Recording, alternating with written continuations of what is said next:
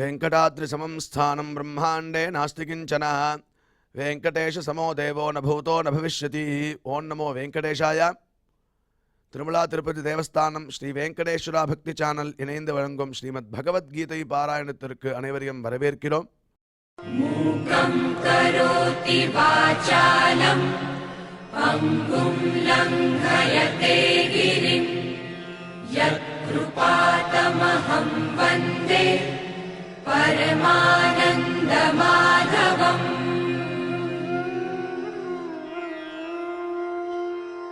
करारविन्देन पदारविन्दम् मुखारविन्दे विनिवेशयन्तम् वटस्य पत्रस्य पुटे शयानम् बालं मुकुन्दम् मनसा स्मरामि.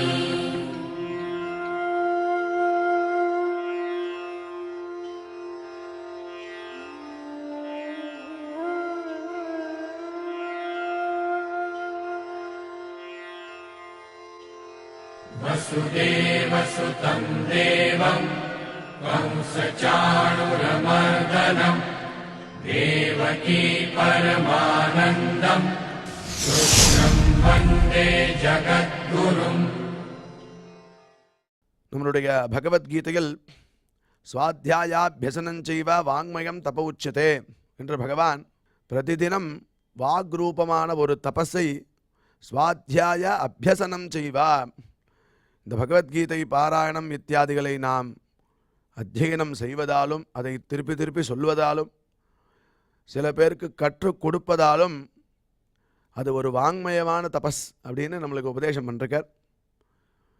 அது உண்டு இல்லாமல் யத சத்யம் யதோ தர்ம யதோ ஹ்ரீரார்ஜவம் யத ததோ பவதி கோவிந்தா யத கிருஷ்ணஸ்ததோ ஜெயா அப்படிங்கிற ஸ்லோகத்தில் எடுத்து பார்க்கும்போதே எந்த இடத்துல சத்தியமும் தர்மமும் ஈஸ்வர விரோதமான காரியத்தில் வெக்கவும் யதா ஹ்ரீஹி ஆர்ஜவம் யதா ஹிருதயத்தில் ஒரு நேர்மை இருக்கோ அந்த இடத்துல கோவிந்தன் அங்கேயே இருக்கானா. அதனால் இந்த குணங்களை நம்ம வளர்த்துக்கணும். சத்தியமாக இருக்கணும், தர்மமாக இருக்கணும், ஈஸ்வர விரோதமான காரியங்களில் வெக்கப்படணும், அதில் ஈடுபடவே கூடாது. அது உண்டு இல்லாமல் ஆர்ஜவம் ஹிருதயத்தில் ஒரு நேர்மை எப்பயும் இருந்ததுன்னா அந்த இடத்துல பகவான் கோவிந்தன் நம்ம கூடயே இருப்பானா. அதனால் என்ன ஆகுதுன்னா யத கிருஷ்ணஸ் ததோ ஜெயா, எங்கே கோவிந்தன் இருக்கானோ அந்த இடத்துல எடுத்த காரியம் எல்லாம் வெற்றியாகிறது அப்படின்னு நம்மளுக்கு சாஸ்திரம் அழகாக நம்மளுடைய குணத்தையும் மேம்படுத்திண்டு பகவத் பிரீத்திகரமான காரியங்களையும் செய்துண்டு தத்வாரா கோவிந்தனை நம்ம கூடயே வச்சுக்கலாம் அப்படின்னு அழகாக சொல்லி கொடுக்கறது.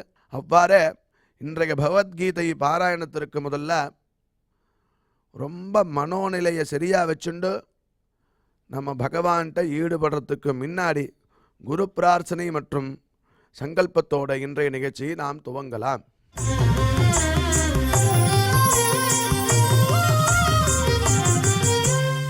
श्री गुरु प्रार्थना. गुरु ब्रह्मा गुरुर्विष्णुर् गुरुर्देवो महेश्वरः गुरुः साक्षात् परं ब्रह्म तस्मै श्री गुरवे नमः.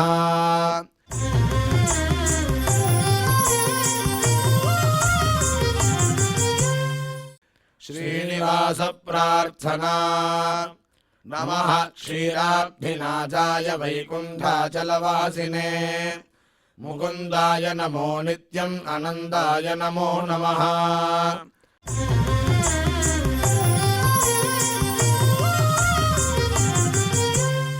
अथ श्रीमद्भगवद्गीता पारायण संकल्पः.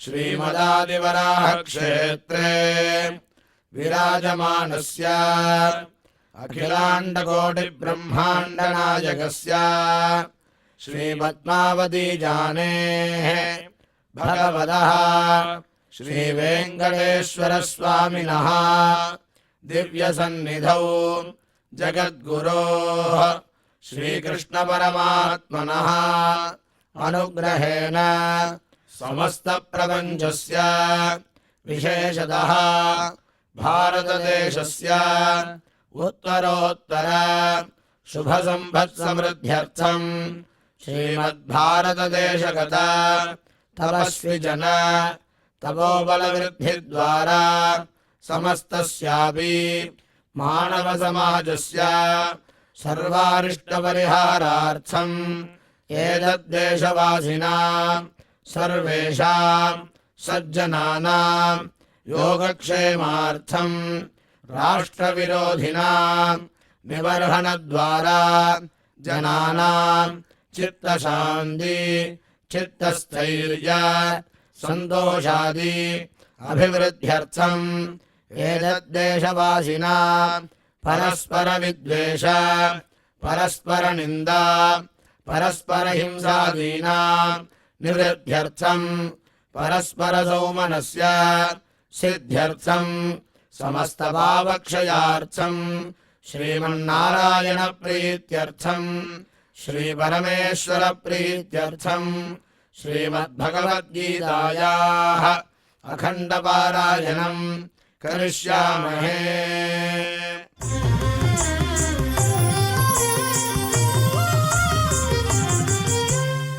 श्रीगीता प्रार्थना श्रीवत्साङ्गं महोरस्कं वनमाला विराजितम् शङ्खचक्रधरं देवं कृष्णं वन्दे जगद्गुरुम्।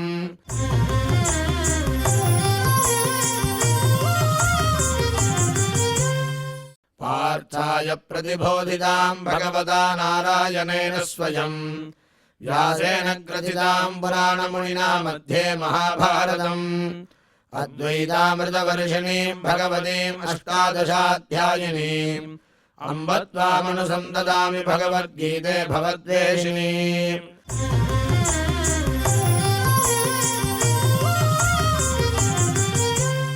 श्रीवेदव्यास प्रार्थना व्यासं वसिष्ठनप्तारं शक्तेः पौत्रमकल्मषम् पराशरात्मजं वन्दे सुखदातं तपोनिधिम्। यत्र योगेश्वरः कृष्णो यत्र पार्थो धनुर्धरः तत्र श्रीर्विजयो भूतिर्ध्रुवाणि धर्मधर्मः।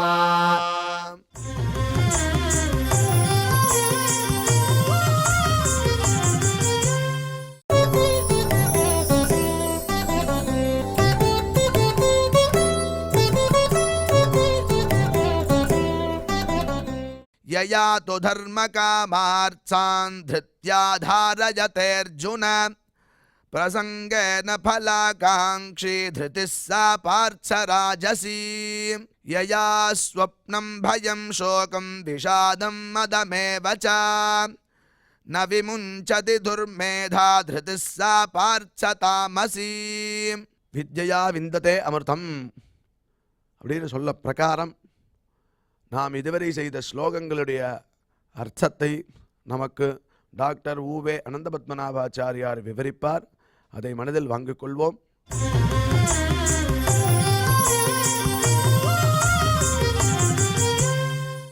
यया तु धर्मकामार्थान् धृत्या धारयते अर्जुन प्रसंगेन फलाकांक्षी धृतिः सा पार्थराजसी। यया स्वप्नं भयं शोकं विषादं मदमेव च न विमुञ्चति दुर्मेधा धृतिः सा पार्थतामसी। ओम नमो भगवते वेंकटेशाय। सात्विक धृति, राजस धृति, तामस धृति, धृतिना திருடம் என்பதாக அர்த்தம். இந்த மூன்று விதமான திருத்திகளை குறித்து பரமாத்மா அருளி செய்கிறான். அதாவது பகவத் பக்தி யோகத்தை செய்வது சாஸ்திர விதியை மீறாத எந்த ஒரு தைரியமானது மனம், பிராணன்கள், ஞானம், கர்மா இதெல்லாம் கெட்ட வழியில் போகாமல் அப்படியே அதை ஒரு பக்கமாக ஒரு ஏகீபாவமாக வைத்திருக்கிறதோ அந்த திருதி என்பதாக அதற்கு அர்த்தம் சொல்லப்பட்டது. சாத்விக திருதி என்று அதை நாம் கொண்டாடினோம். இப்பொழுது ராஜச திருதி, தாமச திருத்தினா என்னன்னு பரமாத்மா அருளி செய்கிறான். பலாகாங்ஷி அப்படின்னு அர்த்தம். பல ஆகாங்ஷின்னு அர்த்தம் பண்ணிக்கணும். அதை பல ஆகாங்ஷி, ஆகாங்ஷின்னு அர்த்தம் விருப்பம். பலனை விரும்பக்கூடியவன். ஆமாம் சுவாமி, பலன் வேணும் எனக்கு, நான் பண்ணுறேன், இந்த காரியத்தில் நான் பண்ணுறேன்றதாக சில பேர் பலனில் ஆசையோடு சில காரியங்களை பண்ணுறான். பிரசங்கேனர், பிரசங்கம்னா பலாகாங்ஷி பிரசங்கேன, உடைய ரொம்ப எக்ஸ்பெக்டேஷன், கட்டாயம் நமக்கு இது வரணும் அப்படி வரணும் அப்படின்ட்டு புத்திரகாமேஷ்டியாகலாம் பண்ணுறான்னு வச்சுக்கோங்களேன். தர்ம காம அர்த்தான் யயா திருத்தியா தாரயத்தை, தர்ம காம அர்த்தான் யயா திருத்தியா தாரியத்தை, எந்த திருத்தியினாலே அவன் தாரயத்தே, அவன் அதை மனதில் உறுதியாக அதையே நினைத்து கொண்டிருக்கிறானோ, சாதிருத்திஹி ராஜசி, அது ரஜோகுணத்தினால தான் உண்டானது. என்ன அர்த்தம்? பலன்ல விருப்பத்தோடு அதிகமானதொரு பற்றுதலோடு தர்மம் அர்த்தம் காமம் இவற்றிற்கு சாதனமான மனம் பிராணன் இந்திரியங்கள் இவற்றினுடைய செயலை விடாமல் தொடர்வதற்குரிய சாதனம் இருக்கே, அந்த சாதனத்துக்கு அந்த திருப்தி இருக்கே, அதுக்கு ராஜசம் என்பதாக பெயர். சரி சுவாமி, ஒரு மாதிரி புரிஞ்சுக்கிறோம் இந்த ஸ்லோகத்துக்கு அர்த்தத்தை. பலாகாங்ஷின்னு அர்த்தம், பலனில் பற்றுதலுடையவன் அர்த்தம். அப்போ மோட்சம்ன்றது ஒரு பலன் தானே.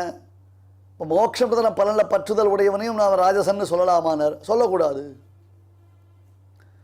இந்த இடத்துல மற்ற 3 பலன்கள் சொல்லப்பட்டது. மோட்சமாகிற பலன்றது சாத்விகத்தில் சொல்லப்பட்டது. சாத்விக திருப்தி இருந்தால்தான் மோட்ச பலன்ல அவனுக்கு ஆசை வரும். ராஜச திருப்தி இருந்ததுன்னா அவனுக்கு மோட்ச பலன்ல ஆசை வராது. சொர்க்காதி காமிய பலன்கள் தான் ஆசை வரும், சில்வான பலன்கள் தான் ஆசை வரும். விருஷ்டியநாதிகள் புத்திரபௌத்திராதிகள் இவர்கள் இடத்துல தான் அவனுக்கு ஆசை வரும். பலாகாங்ஷின்னு அர்த்தம். அப்போ மோட்சம் தவிர ஏனைய பலன்களை விரும்புபவன். மோட்சம் சரி சுவாமியாலாம் இருக்கட்டும், மற்ற பலன் என்ன, எனக்கு என்ன வேணுமோ அதுதான் வேணும்னுவான். மோட்சம் தவிர மற்ற பலன்களில் ஆசை வேணும். அப்புறம் பிரசங்கம்னு அர்த்தம். பிரசங்கம்னா பிராசங்கிகம்னு அர்த்தம் பண்ணுவா சில பேர். பை சான்ஸ் பிரசங்காத் அப்படியே கான்டெக்ஸ்டுவலாக அப்படின்வா. ஆஹா, இங்கே பிரசங்க சப்தம் அதீதமானதொரு அட்டாச்மெண்ட், பற்றுதல். அதனால் அறம்பொருள் இன்பதற்கு சாதனமான காரியங்களை செய்கிறார்கள். பாருங்க, இதை கூட நாம் புரிஞ்சுக்கணும். சில பேருக்கு பலனில் ஆசை உண்டு. ஆமாம், சொர்க்காதி பலன்களில் ஆசைப்படுவா, அன்னபானாதிகளில் ஆசைப்படுவா, புத்திரபௌத்திராதிகளில் ஆசைப்படுவா. இது சாஸ்திரியமான செயல்தான். ஆனால் இதனுடைய பலன் மோட்சம் இல்லை. அவன் சொல்கிறான், எனக்கு அதை பற்றி கவலை இல்லை, எனக்கு மோட்சம் ஒன்றும் பெருசாக விஷயம் இல்லை. இப்போ இன்றைக்கி எத்தனையோ கோடான கோடி ஜீவாத்மாக்கள் இருக்கா. அதில் தினந்தோறும் நம்ம எஸ்விபிசி சேனலில் ரெகுலராக பார்க்கக்கூடிய ஒரு 1,00,000 பேர் இருக்கான்னு வச்சுப்போம் ஒரு எக்ஸாம்பிளுக்கு. அந்த 1,00,000 பேர் அத்தனை பேரும் பகவத்கீதை கேட்டதுனால சரணாகதி பண்ணிவிட்டாளா? சரணாகதி பண்ணிக்கணும்னு அவளுக்கு ஆசை வருதா? இவ்வளோ தூரம் இந்த சரணாகதி சாஸ்திரத்தினுடைய மேன்மையை பல பிரகாரமாக சொல்லியாச்சு, அதை பற்றி அவள் என்ன கவலைப்பட்டா? அதையே அவள் பெருசாக எடுத்துக்கல. இல்லை அவளுக்கு பகவத்கீதையில் ருச்சி குறைஞ்சி போச்சா? பகவத்கீதை வாண்டான்ட்டாளா? இல்லை பகவத்கீதையை தங்க தெரிஞ்சுக்கிறதுக்கு அப்படின்னு பெருசாக அதில் விஷயம் இல்லைன்னு நினச்சுட்டாளா? இல்லை, எல்லாம் உண்டு. ஆனால் அவளுக்கு பிரபத்தியில் மோட்சத்தில் ஆசை இல்லை, சரணாகதியில் நம்பிக்கை இல்லை. ஏன்? அதான் சுவாமி ராஜசி புத்தி. இப்போ வைதிக கர்ம ஸ்ரத்த ஒருத்தருக்கு இருக்குது. வேதத்தில் என்ன சொல்கிறதோ அந்த காரிய பிரகாரம் நம்ம பண்ணினோன்னா நமக்கு நல்ல கதி கிடைக்கும்னு நமக்கு தெரிகிறது. வேதம் இந்த மாதிரி யாகங்கள் பண்ணு, யஜ்யங்கள் பண்ணு, தானங்கள் பண்ணு, தவங்கள் பண்ணுன்ட்டு. ஆமாம் பண்ணுறேன்னா பர்வதினம் ஒரு நாளைக்கு, அதாவது புண்ணிய காலம்னு சொல்லுவா. அந்த சமயத்தில் தான் சூரிய கிரகணம் சந்திர கிரகணம்ன்ற மாதிரி காலம். அந்த மாதிரி காலங்களில் தீர்த்தமாடி நிறைய தானங்கள் பண்ணி தர்மங்கள் பண்ணி பித்திருக்களை ஆராதிச்சு பகவத் ஆராதனம் பண்ணினா நமக்கு ரொம்ப விசேஷம்னார். ஆஹான்றார். அதெல்லாம் பண்ணுறார், தானங்கள் பண்ணுறார், யஜ்யங்கள் பண்ணுறார், தர்மங்கள் பண்ணுறார்.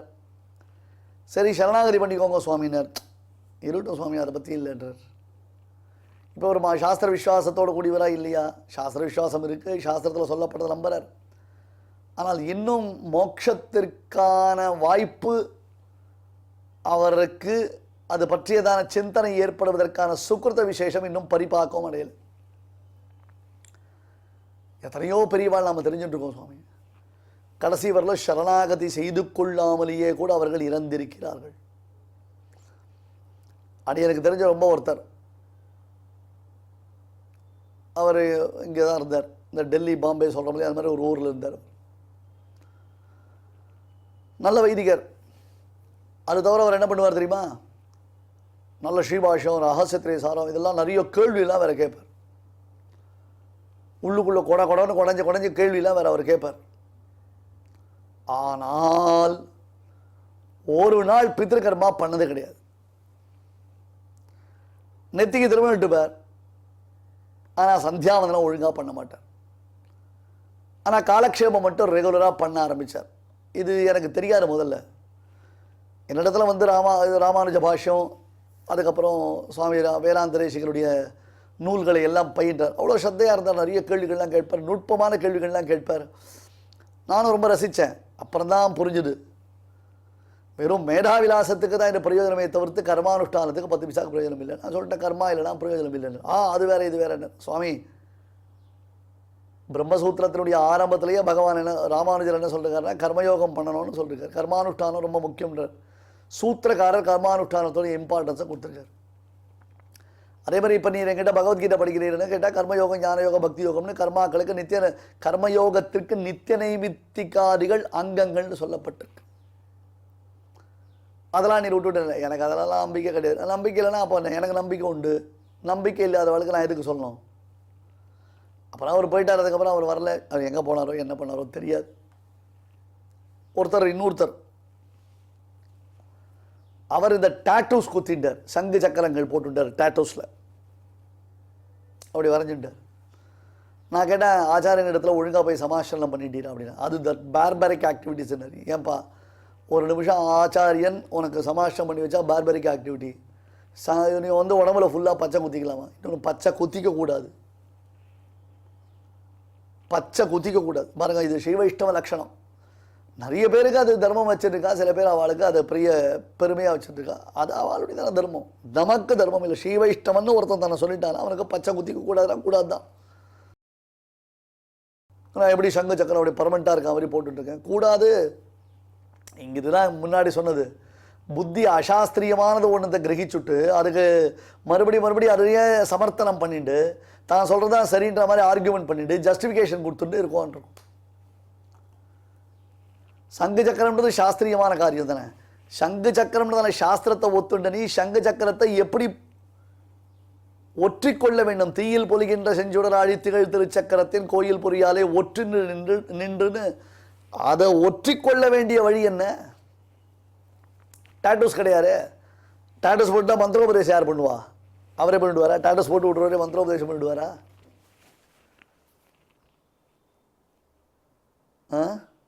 இதான் ராஜச புத்தி, தாமச புத்தி சொல்கிறோம். பலாகாங்ஷி பிரசங்கேன தர்ம காமார்த்தான், தர்ம காமார்த்தங்களை யயா திருப்தியா, எந்த ஒரு திருத்தியினாலே தாரயத்தே, திருடமாக அந்த ஒரு தைரியத்தினால மோட்சம் தவிர அறம்பொருள் இன்பம் இவற்றை அவன் தாங்கி இருக்கிறானோ, இந்த கர்மாக்களுடைய பலனை எதிர்பார்க்கிறானோ, அத்தகையவனுடைய திருத்தியானது ராஜச திருத்தி. யயா ஸ்வப்னம் பயம் சோகம் விஷாதம் மதமேவச்ச ந விமுஞ்சதி துர்மேதா திருதிஹி சா பார்த்த தாமசீஹி. உறக்கம், அப்புறம் விஷயானுபவத்தினால ஏற்படக்கூடிய ஒரு அகங்காரம், ஒரு திமிர், சோகம், வருத்தம், அச்சம், இதுலேயே மனசு ஈடுபட்டு இருக்கு. மனசு எதை பிடிச்சிட்டு இருக்கோ அது வழியாகவே மனசு அப்படியே விட்டுருது. இந்த திருப்திக்கு என்ன பேரு அப்படி கேட்டால் தாமசம்னு பேரு. சொப்பனம்ன்றதுக்கு இந்த இடத்துல உறக்கம்னு அர்த்தம், தூங்கிட்டே இருக்கிறது. சில பேருக்கு தூங்கிட்டே இருக்கிறது பிடிக்கும். அதை தான் 2 நாளைக்கு முன்னாடி சொன்னேன். தூங்கிறதுன்றதுக்கு ஒரு டைம் இருக்கு, எழுந்துக்கிறதுன்னு ஒரு டைம் இருக்கு. இரவு பொழுதில் செய்ய வேண்டிய காரியம் என்ன, பகல் பொழுதில் செய்ய வேண்டிய காரியம் என்ன, பகல் பொழுதில் உறங்குவது சரியா, இரவு பொழுதில் உறங்குவது சரியா அப்படி கேட்டால், ராத்திரி 10 மணிக்கு படுத்துக்கணும், கார்த்தால 4 மணிக்கு எழுந்துக்கணும், மிஞ்சி போனால் 5 மணி. 2 யாமங்கள் நன்கு உறங்க வேண்டும். 2 யாமன்றது கிட்டத்தட்ட 6 ஹவர்ஸ். இன்னைக்கு டாக்டர்ஸ் நமக்கு அதுதான் ப்ரிஸ்கிரைப் பண்ணுறா. 6 ஹவர்ஸ் சவுண்டு ஸ்லீப். இந்த வருத்தத்தை தான் இந்த தொடரினுடைய முதல்ல நான் சொன்னேன். நான் இன்னைக்கு பசங்களுக்கு தூக்கம் போயிடுத்து. தூங்க வேண்டிய சமயத்தில் தூங்குறது இல்லை. தூங்கும் நேரம், தூங்கும் காலம் என்பது மாறிவிட்டது. உணவு பழக்க வழக்கங்கள் முழுவதுமாக மாறிவிட்டன. ஃபுட் ஹேபிட்ஸ் அப்படியே மாறி போயிடுது. கார்த்தால எப்போ சாப்பிட்றது, ராத்திரி எப்போ சாப்பிட்றதுன்னு ஆச்சாரம்னு ஒன்று வச்சுட்டு இல்லையோ, அந்த ஆச்சாரத்தோடைய பேசிக் பாருங்க. கார்த்தால எழுந்த உடனே இந்த காஃபி சாப்பிட்றது, டீ சாப்பிட்றது, அதுக்கப்புறம் குளிக்கிறதுக்கு முன்னாடி ஒரு காஃபி, குளித்த பிறகு ஒரு காஃபி, அந்த மாதிரி பழக்கம்லாம் எங்களுக்கு கிடையவே கிடையாது. நான் உண்மையே சொல்கிறேன். எங்கள் பெரியோர்களிடத்தில் பழகிற பழக்கம், அந்த பழக்கத்தை இன்னி வரையில் நாங்கள் தொடர்ந்து கொண்டிருக்கிறோம். கார்த்தால எழுந்து ஸ்நானம் பண்ணி சந்தியாவந்தனத்தை பண்ணி முடிச்சு, அதுக்கப்புறம் தினந்தோறும் காலை வேளையில் பாட்ட பிரவச்சனங்கள் உண்டு, அதெல்லாம் முடிச்சு விட்டு அப்புறம் கொஞ்சம் நேரம் கழித்து பூஜை பண்ண ஆரம்பிப்போம். பூஜை மாத்தியானிகம் பண்ணி பூஜை பண்ணணும். இதெல்லாம் பூஜையெல்லாம் முடிக்கிறதுக்கு ஒரு 10-10:30 மணி ஆகிடும். காலத்தில் பாட பிரவச்சனங்கள் முடிஞ்சு பூஜை முடிக்கிறது 10-10:30 ஆகிடும். 10-10:30க்கு ஆச்சுன்னா பூஜையை முடிச்சுட்டு அப்படியே அதுக்கப்புறம் தான் ஃபோனே கையில் எடுப்பேன். அதுக்கப்புறம் ஃபோன் எடுக்க மாட்டேன். அந்த ஃபோனுக்கு 2 நிமிஷம் பார்த்தோன்னா ஒரு 11 மணி ஆகிடும். 11 மணிக்கு சாப்பிட்டோம்னா, 11 மணிக்கு சாப்பிட்டாச்சுன்னா திருப்பி ராத்திரி 7 மணி அல்லது 7:30 மணிக்கு தான் சாப்பாடு. நடுவில் அந்த மாதிரி கொறிக்கிறது, ஸ்நாக்ஸு, ஒரு டீ, ஒரு பிஸ்கெட்டு அப்படிலாம் ஒன்றும் கிடையாது. சில சமயம் இருக்கும் வீட்டில் யாராவது நண்பர்கள் உறவினர்கள் வந்திருந்தாங்கன்னா சின்ன டிஃபன் ஒன்று பண்ணியிருப்பான். கிடச்சதுன்னா ஓகே, கிடைக்காட்டா நோ ப்ராப்ளம். ஒரு 7-7:30 மணி மறுபடியும் ராத்திரி சாப்பாடு. இதே தான் வழக்கம். மிதம் புக்வா சட்டம் கத்வா வாமபாகே சயானம் சென்ன போச்சே வரிசை எடுத்து வச்சு சாப்பிட்றது, வாயில் போட்டுக்கிறது, அரைக்கிறது, அப்படி டிவி பார்த்துட்டே சாப்பிட்டு எடுக்கிறது, கம்ப்யூட்டர் நோண்டிகிட்டே சாப்பிட்றது, என்னென்னமோ வழிகள்லாம் வச்சுட்டு இருக்கா. ஒருவேளை சில சமயம் சாப்பிட்ட பிறகும் சில சமயம் பசித்தது என்றால் இரவில் ஒரு பழத்தை கட் பண்ணி சாப்பிட்றது, ஒரு வாழைப்பழம் சாப்பிட்றது போகிறோம், ஒரு டம்ளர் பால் சாப்பிட்றதுன்ற மாதிரி. ஆனால் உறங்க வேண்டிய சமயத்தில் உறங்க வேண்டும், உண்ண வேண்டிய சமயத்தில் உண்ண வேண்டும். அப்படியே சாப்பிட்டுட்டே தூங்குவார், இல்லை படுத்துட்டே சாப்பிட்றது. மதம்னா இந்த இடத்துல சிற்றின்பங்களை அனுபவிப்பதினால் ஏற்படக்கூடிய திமிர். சிற்றின்பம், பெண்டிரால் சுகங்கள் விற்பான்றதாக ஸ்திரியாதி போகங்கள் அனுபவிப்போம். அதில் சில பேருக்கு ஒரு பெரிய ஹீரோயிசம் தெரியும். அதில் ஒரு கெத்து காமிப்பா, ஒரு ஹீரோயிசத்தை காண்பிப்பா. நாங்கள் இன்றைக்கி எப்படி தெரியுமா இருந்தது, அப்படி தெரியுமா இருந்தது சொல்லுவோம். இப்போல்லாம் எல்லாத்தையும் தான் சமூக வலைத்தளங்களில் பதிவிட்டுறாள். எல்லாத்தையும் இப்போலாம் அந்தரங்கம்ன்றது கிடையவே கிடையாது, எல்லாம் பகிரங்கம்தான்.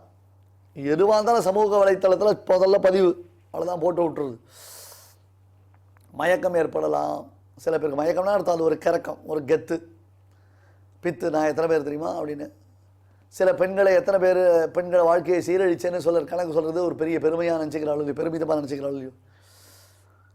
அதெல்லாம் இங்கே இல்லை. இந்த இடத்துல மதம்னா அர்த்தம்னா சிற்றின்பங்களை அனுபவிப்பதினாலே ஏற்படக்கூடியதான திமிர். அந்த திமிர் இவனுக்கு அது ஒரு விதமான மயக்கத்தை, ஒரு கிறக்கத்தை கொடுக்கும். ஜென்ரலாக ஏற்படக்கூடிய மயக்கம், ஜென்ரலாக ஏற்படக்கூடிய பித்தம்ன்றது சொல்லலை.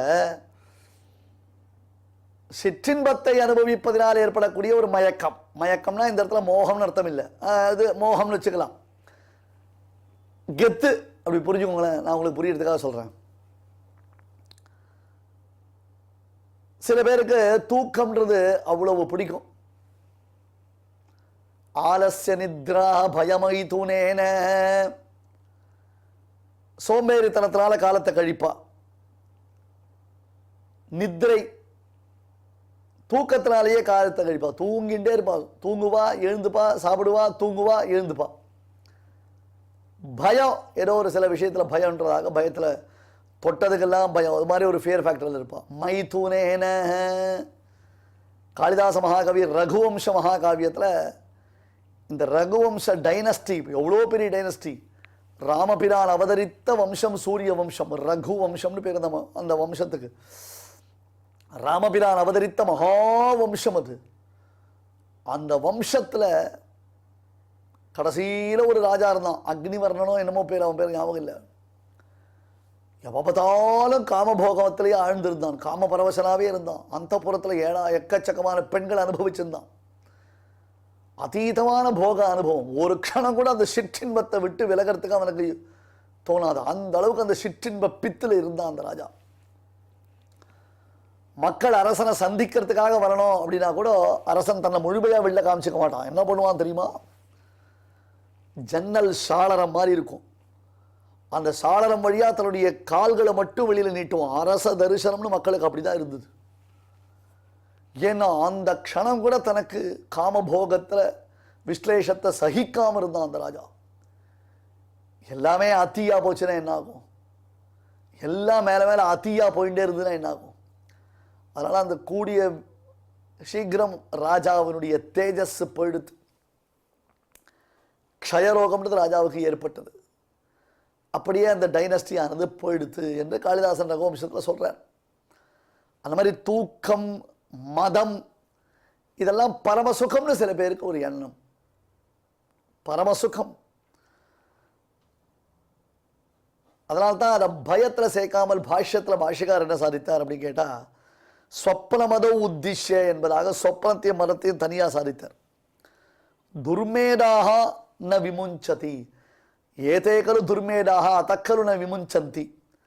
அவள் துர்மேதர்களாக இருக்கிறதுனால அதை விடமாட்டா. அவளுடைய தீய புத்தி. ஏண்டா அப்படி இருக்க? அநியாயமாக எத்தனை பெண்களுடைய வாழ்க்கையில் விளையாடிட்டு இருக்க?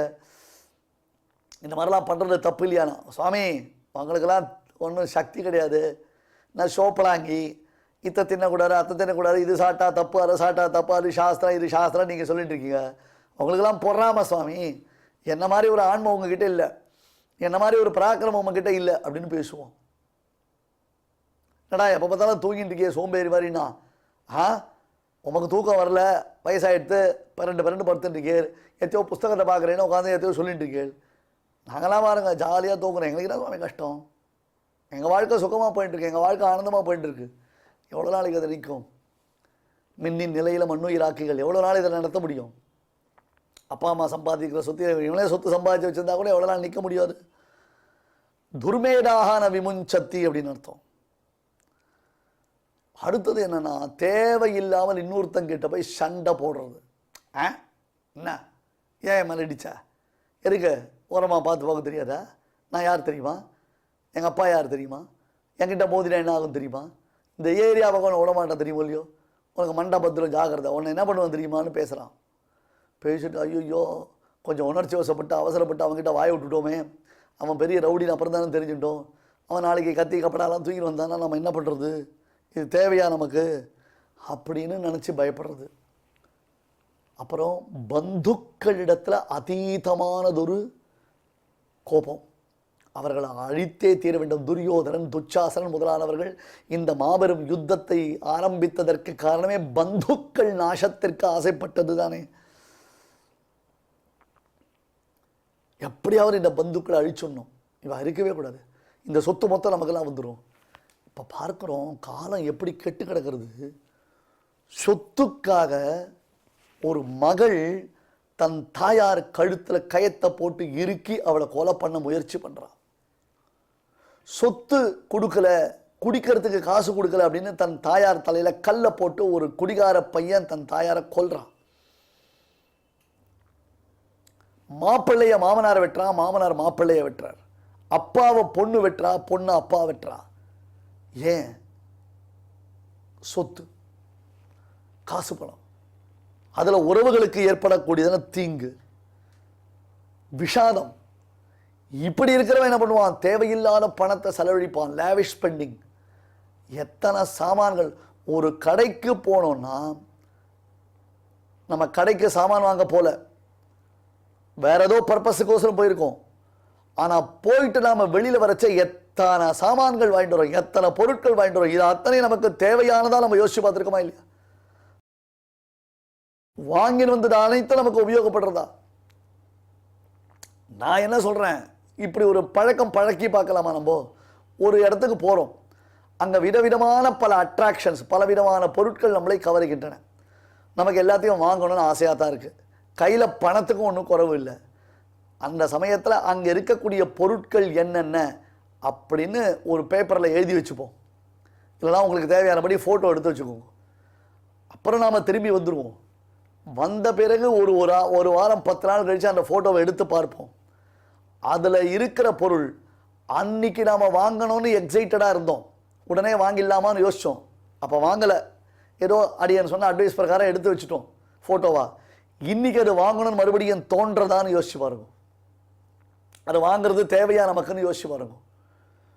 அது வாங்குறதுனால நமக்கு ஏதாவது பிரயோஜனம் உண்டான்னு யோசிச்சு பாருங்க. அப்போ தெரிஞ்சிடும்.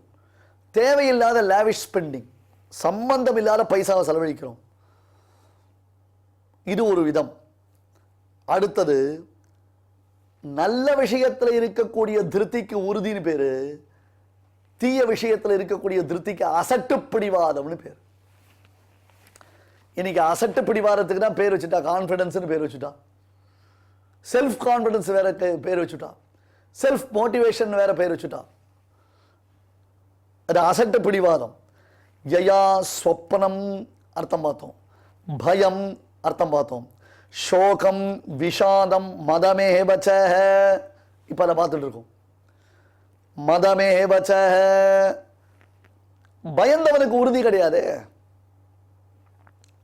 சுவாமி. பயந்தவனுக்கு உறுதி கிடையாது. அவன் முதல்ல இவனுக்கு கெத்து காமிச்சான், அப்புறம் பயந்து போயிட்டான். நமக்கு எதுக்குப்பா வம்பு, எது கிடையாது முறைச்ச நானா உங்களையா, சாரி சார் நான் வேற யாரும் நினச்சிட்டேன், நீங்கள் அவன் நினச்சிட்டேன், நீங்கள் தெரிஞ்சா நான் உங்ககிட்ட மோதிருப்பேனா, நீங்கள் தெரிஞ்சா உங்ககிட்ட நான் பேசியிருப்பேனா அப்படின்னு பயந்து பம்மி வந்துடுறோமே. பயமா இருக்கிறவனுக்கு எப்படி உறுதின்றது வரும்? பயத்தை எப்படி நாம் உறுதின்னு சொல்ல முடியும் அப்படின்னு கேட்டா, இதற்கு பெயர் தான் அசட்டு தைரியம். அவன்கிட்ட இடவிடமா பேசிவிட்டான், அவன் அடிப்பான்னு தெரியும், நமக்கு உதவுன்னு தெரியும், நாம் பலகீனன்னு தெரியும், பார்த்துக்கலாம், நமக்கு ஆள் இருக்குது, நம்மளாலே அதை எதிர்த்து சண்டை போட முடியும். அவன் 4 அடி அடிச்சானா என்னால் 2 அடி திருப்பி அடிக்க முடியாது தானே? அவன் 4 அடி அடிச்சுடுவான் சார், ஆமாம் தான், என்னால் 2 அடி திருப்பி அடிக்க முடியாதா? முடியும் சார், பார்க்கலாம், என்னால் அதை முடியும் அப்படின்னு.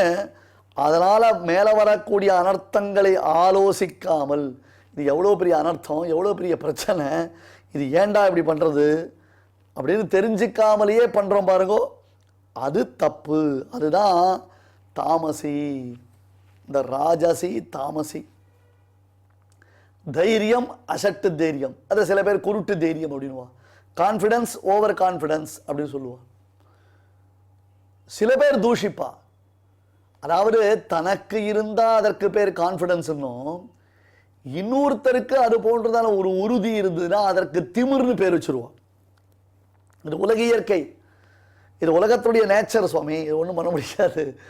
தங்களுக்கு இருந்தால் அது கான்ஃபிடன்ஸா, ஓகே ஃபைன், நாங்கள் எதுவாக இருந்தாலும் ஒரு கான்ஃபிடன்ஸோடு அதை ஃபேஸ் பண்ணுவோம் சார். இன்னொருத்தர் அவனுக்கு திமிரு சார், அவனுக்கு வேணும் சார், அவன் எவ்வளோ திமிரு பிடிச்சிருந்தான், எவ்வளோ திமிரு பிடிச்சிருந்த காரியத்தை பண்ணுவேன்னு சொன்னான், அதனால தான் அவனுக்கு வந்ததுன்னுவான். அவன் எங்கே திமிரு பிடிச்சிருந்தான், அவன் திமிரு பிடிச்சிருந்தலையே. இப்போ உனக்கு கான்ஃபிடன்ஸ் இருக்கிற மாதிரி அவனுக்கு கான்ஃபிடன்ஸ் இருக்கலாமே, அது உலகம் ஏற்கவே இருக்காது. நாம பண்ணினா எல்லாத்தையும் நம்ம சமர்த்தனம் பண்ணிட்டு போயிடுவோம். நாம பண்ணினா நம்ம கிட்ட எல்லாத்துக்கும் சமாளிஃபிகேஷன், ஜஸ்டிஃபிகேஷன், கிளாரிஃபிகேஷன் இருக்கு நம்ம கிட்ட. மற்றவர்கள் பண்ணினா அது நமக்கு பொறுக்காது. இன்னொருத்தருடைய சக்சஸை பார்த்து பொறாமப்படுறதுக்கு பேர் தான் அசூய. ந குணான் குணினோ ஹந்தி ஸ்தௌதி மந்த குணானப்பி ந அந்நிய தோஷேஷு ரமதே சா அனசூயா பிரகீர்த்திதா. பிறருடைய குணம் பார்த்து பொறாமையா இருப்பதுக்கு பேர் அசூயை. பிறரிடத்துல இருக்கக்கூடிய அல்பமான சின்ன குணத்தை கூட பெருசா பாராட்டக்கூடிய மனோபாவம் இருக்கே, அதற்கு தானே பேரு அனசூயா என்பதாக பேர். யயா ஸ்வப்னம் பயம் சோகம் விஷாதம் மதமேவச்ச ந விமுஞ்சதி துர்மேதா திருதிஹி சா பார்த்த தாமசீஹி. 2 குணங்கள் இப்பொழுது சொல்லப்பட்டன. முதல்ல யயாது தர்ம காமார்த்தான் திருத்யா தாரயதே அர்ஜுன பிரசங்கேன பலாகாங்ஷி திருதிஹி சா பார்த்தராஜசி. இது ராஜச குணம். யயா ஸ்வப்னம் பயம் சோகம் விஷாதம் மதமேவச்ச ந விமுஞ்சதி துர்மேதா திருதி சா பார்த்த தாமசி இது தாமச திருதி என்று இது 2த்தையும் பரமாத்மா அருளி செய்தான். மேல் அர்த்த விசேஷங்களை எல்லாம் அடுத்த உபன்யாசத்தில் பார்க்கலாம். ஸ்ரீமதே பகவதே பாஷ்யகாராய நமஹ. இப்பொழுது அடியேன் சொல்றதை எல்லாரும் திருப்பி சொல்லுங்க. யயா து தர்ம காமார்த்தான் யயா து தர்ம காமார்த்தான் த்யாதாரயதேர்ஜுன த்ருத்யாதாரயதேர்ஜுன பிரசங்கேன பலாகாங்க்ஷி பிரசங்கேன பலாகாங்க்ஷி யதிஸ்ஸா பார்த்த ராஜசி ருதிஸ்ஸா பார்த்த ராஜசி யயா ஸ்வப்னம் பயம் சோகம் யயா ஸ்வப்னம் பயம் சோகம் விஷாதம் மதமேவ ச விஷாதம் மதமேவ ச ந விமுஞ்சதி துர்மேதாः ந விமுஞ்சதி துர்மேதாः யதிஸ்ஸா பார்த்த தாமசி. ருதிஸ்ஸா பார்த்த தாமசி. இப்பொழுது நாம் அனைவரும் சேர்ந்து பாராயணம் செய்யலாம். யயா து தர்ம காமார்த்தான் த்ருத்யாதாரயதேர்ஜுன பிரசங்கேன பலாகாங்க்ஷி ருதிஸ்ஸா பார்த்த ராஜசி யயா ஸ்வப்னம் பயம் சோகம் விஷாதம் மதமேவ ச ந விமுஞ்சதி துர்மேதா ருதிஸ்ஸா பார்த்த தாமசி. தெய்வத்தை ஆராதிக்கும் உன்னதமான வழிகளில் முக்கியமானது பகவன் நாம சங்கீர்த்தனம். அதனால் என்ன ஏற்படுகிறது என்று கேட்கலாம் இல்லையா? புண்ணியம் ஒன்று ஏற்படுகிறது. அது ஒன்று இல்லாமல் பகவானுக்கு பிரீத்தியானது ஏற்படுறது. இதை பற்றி பார்த்தோன்னா கிம் சம்பாத்தியம் மனுஜைஹி அப்படின்னு பகவத் பாதால் பிரஷ்னோத்தர ரத்னமாலிகா அப்படிங்கிற ஒரு கிரந்தத்தில் கேட்குறார். கிம் சம்பாத்தியம் மனுஜைஹி, மனிதர்களால் எது சம்பாதிக்கப்பட வேண்டியது? அந்த கேள்விக்கு பகவத் பாதாலே பதில் சொல்கிறார். வித்யா வித்தம் பலம் யசா புண்ணியம். வித்யா கல்வி, அடுத்தது வித்தம் பணம், பலம் பலம்னா ஆரோக்கியம் வரதுக்கு உண்டான சக்தி, யசா புகழ், அடுத்தது புண்ணியம். நம்ம என்ன நினச்சிட்டு இருக்கோம், பகவான் ஆராதிக்கிறதா இருந்தால் எதுவுமே வேண்டாம் அப்படின்னு நினச்சிட்டு இருக்கோம். அப்படி இல்லை. வெல்த்து ஹெல்த்து இது ரெண்டுமே முக்கியம். ரெண்டுத்தையும் நம்ம வளர்க்கணும். ஒரு சமயத்தில் வெல்த்தையும் வளர்க்கணும், ஹெல்த்தையும் வளர்க்கணும். அதோடு சேர்ந்து ஸ்பிரிச்சுவல் அதையும் வளர்க்கணும். அதாவது ஆன்மீக விஷயமான சமாச்சாரமும் வளரணும்.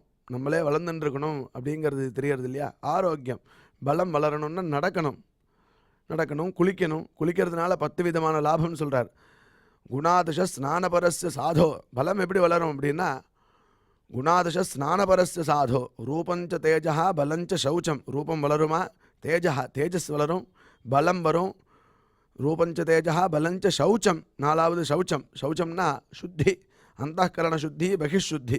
அந்தःகரண சுத்தி மானசம் ஸ்நானம் விஷ்ணு சிந்தனம் அப்படின்னு சொன்னோம், ஏற்கனவே பார்த்தோம். அதனால் விஷ்ணு சிந்தனம் பண்ணுறதுனால கோவிந்த கோவிந்த கோவிந்தான்னு குளிக்கணும். குளிக்கிறதுனால என்ன ஆகுது? மானசமான ஒரு ஸ்நானம் ஏற்படுறது, சுத்தி வருது. சுத்தி வந்து அது அழுக்கெல்லாம் போக்குறதுங்கிறார். பகிஷுத்திக்கு நம்ம எல்லாம் சோப்பு தேய்க்கிறோம், அரப்பு தேய்க்கிறோம், மண்ணு தேய்க்கிறோம். அவா சௌகரியம். அடுத்தது ஆயுஷ்யம். 5வது ஆயுஷ்யம், ஆரோக்கியம். ஆயுஷ்யம்னு புரியுறது உங்களுக்கு, ஆரோக்கியம்னு புரியுறது. அலோலுபத்துவம், இது செய்யணும் இதை செய்யக்கூடாது அப்படிங்கிறது வருதான் புத்தி குளிக்கிறதுனால.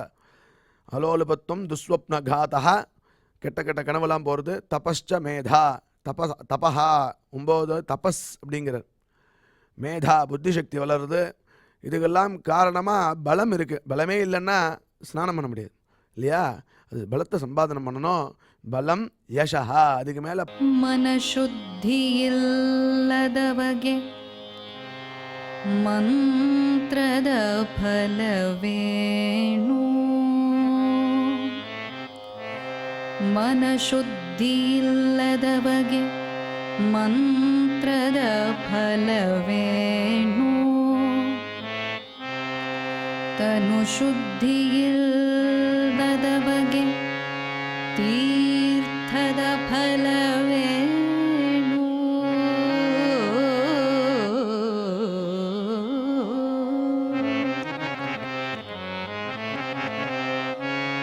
ತನು ಶುದ್ಧಿ ಇಲ್ಲದವಗೆ ತೀರ್ಥದ ಫಲವೇನು? ಮಿಂದಲ್ಲಿ ಫಲವೇನು? ಮೀನು ಮೊಸಳೆಯಲ್ಲಿ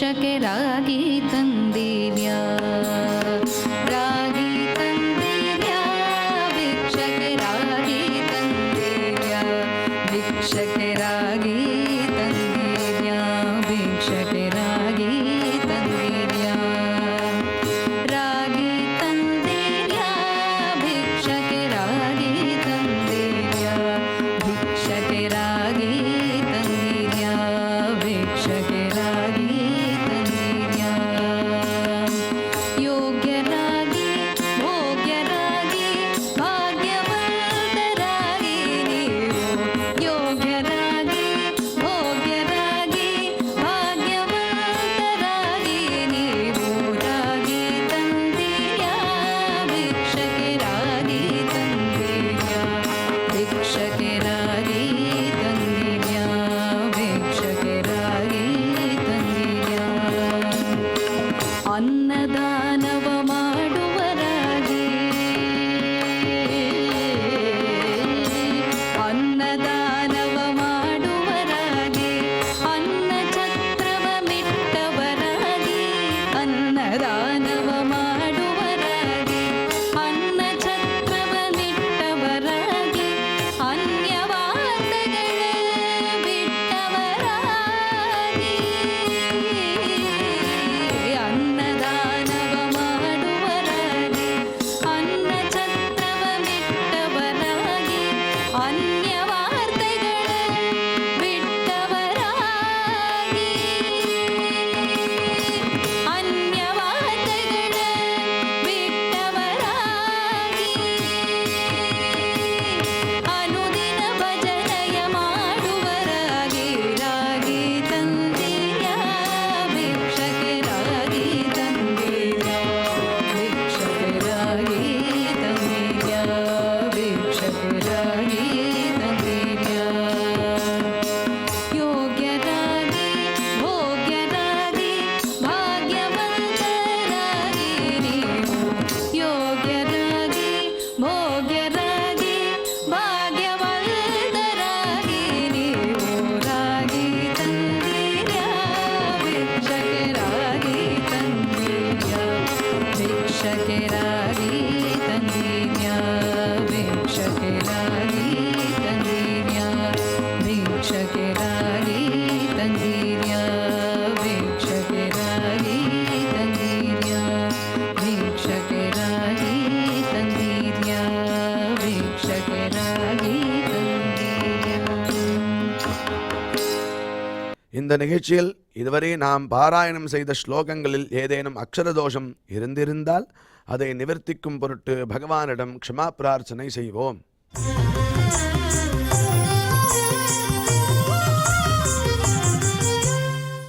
अथ क्षमा प्रार्थना यदक्षरपदभ्रष्टं मात्राहीनं च यद्भवेत् तत्सर्वं क्षम्यतां देव नारायण नमोऽस्तु ते।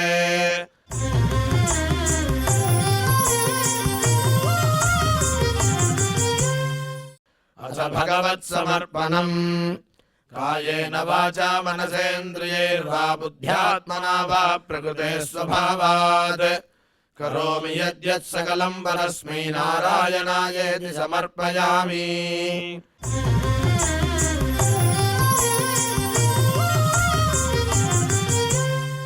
अथ लोकक्षेम प्रार्थना सर्वे भवन्तु सुखिनः सर्वे सन्तु निरामयाः सर्वे भद्राणि पश्यन्तु मा कश्चित् दुःखभाग् भवेत्.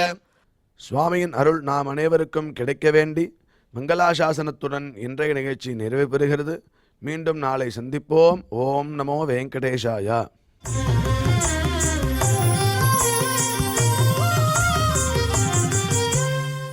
अथ मङ्गलम् श्रियः कान्ताय कल्याणनिधये निधयेऽर्थिनाम् श्रीवेङ्कटनिवासाय श्रीनिवासाय मङ्गलम्.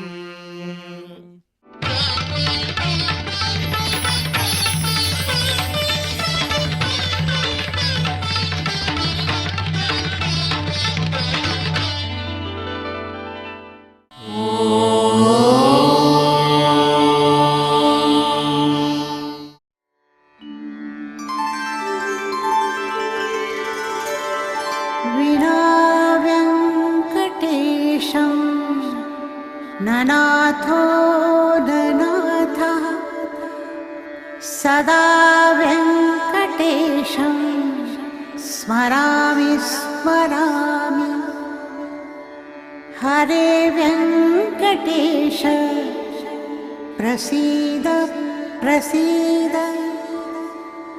प्रियं वेङ्कटेश प्रयच्छ प्रयच्छ